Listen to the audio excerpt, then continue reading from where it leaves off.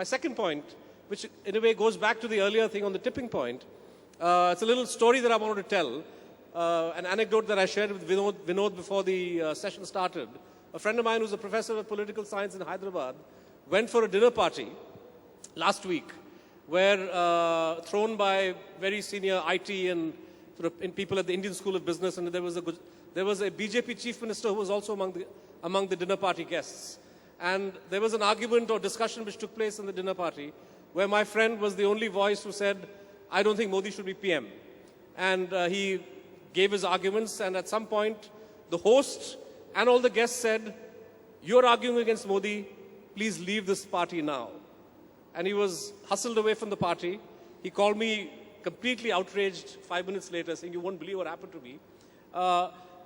My point is that whatever Mr. Modi's faults may or may not be, many of those who are his supporters and cheerleaders they're tending to create an atmosphere, and I think that's probably what Vinod is also getting at, create an atmosphere of great intolerance. I'm not saying that other parties, other leaders haven't been, or their supporters haven't been intolerant. You live in Bombay, you know exactly what I'm talking about. But there is a sense in which any article that is critical immediately attracts a swarm of criticism.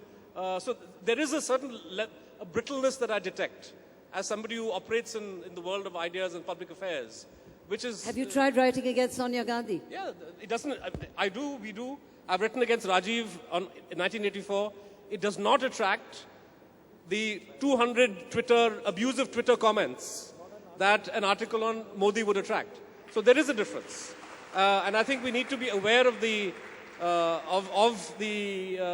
culture of intolerance, because at the end of the day, an election is about ordinary citizens exercising their right to franchise and for them to do so in a free and fair manner, in a way that produces a result which belongs to everybody.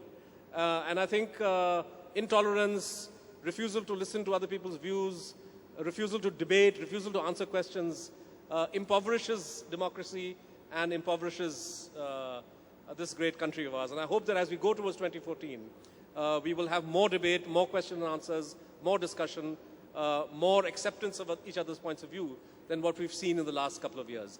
Thank you very much. We've had a great panel, great audience. Mr. Varadarajan, thank you for steering this very explosive discussion. Vinod Mehta, Pawan Verma, Tavleen Singh, thank you for being here and sharing your opinions with us here today. We come back soon with a session on Bombay, the city we lost, in about 15 minutes. We thank our sponsors, but most importantly, we thank you for being a great audience. See you.